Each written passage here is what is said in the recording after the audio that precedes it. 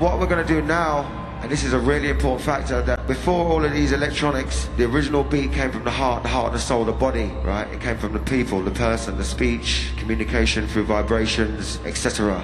This, make some noise for the one and only Young Guns from Great Britain. Killa Kela, Killa Kela, human beatboxer! Tell me what you got.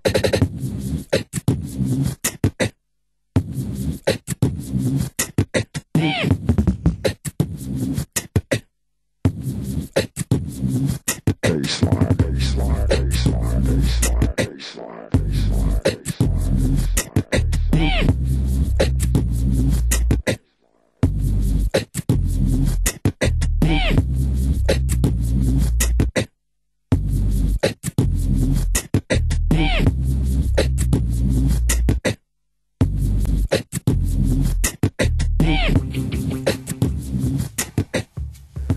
I love performing.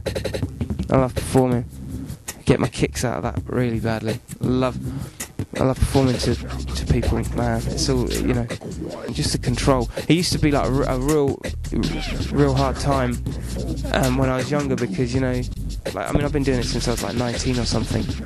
You know, I'm 28 now, and in those early days it was like a real complex, you know, to try and have your confidence. But then again, each time you go on stage as a beatboxer, you're kind of under an examination, because everyone they want that exact thing, and it needs to sound like that, and you're kind of fighting it in your head, and you're like, I don't know, the pressure's like pretty full on for a young guy, you know what I mean? But beatboxing, nowadays everyone's, you know, doing a lot of mimics and stuff, and I just wanted to do some of my own. Yeah, totally. They expect the mimics, and as much as I love that, that's the kind of thing that draws people in, that catches their attention of how cool you can make it, and how you know, you capture their attention with it.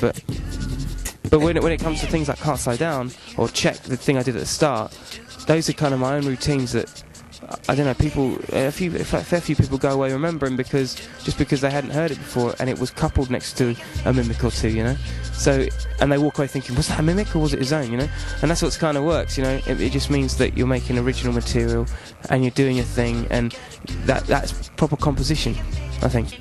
Yeah, it needed to be, you know, the beatbox. I wanted it to be like an integral kind of thread of the album. But ultimately, you know, you're going to be hard pushed to make a beatbox album on a major label. So by taking those other vocal, you know, disciplines, incorporating the beatbox into it, you know, on some tracks I'm like singing and doing the beat at the same time, or I'm doing spoken word but adding the sound effects. Or if I'm like rapping, I'll scratch the word, reverse the words, you know, change my pitch and stuff. But then the beatbox will always be the thread.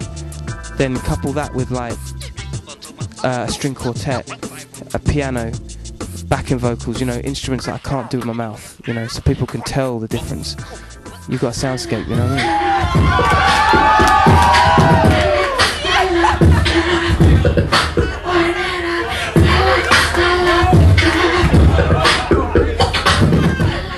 I mean? UK music is so eclectic because it's,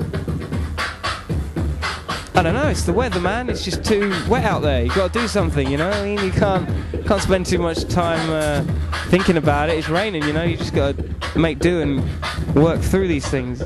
Yeah, man, make some things happen. I don't know, you know. It's such a multicultural country, you know.